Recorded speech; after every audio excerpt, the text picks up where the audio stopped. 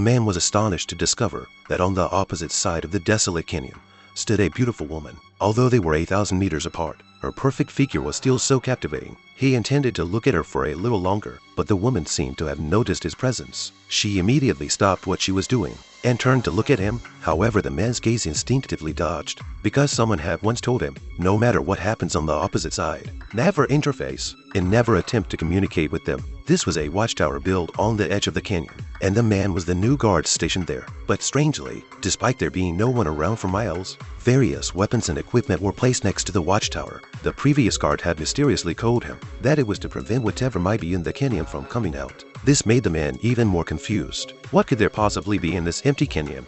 After working for 30 days, the man reported his progress to the military, and at that time he couldn't help but ask a question, but the other side didn't respond. They simply hung up the call. It seemed like they were hiding something. Bored, he remembered the warning from the previous guard, which was to never try to spy on the opposite watchtower. But the more he was told not to do it, the more curious he became, so he couldn't resist using his binoculars to look across. But what he didn't expect was that there seemed to be nothing unusual on the opposite side. The only difference was that the guard on the opposite watchtower was a woman, and she also seemed just as curious about his situation.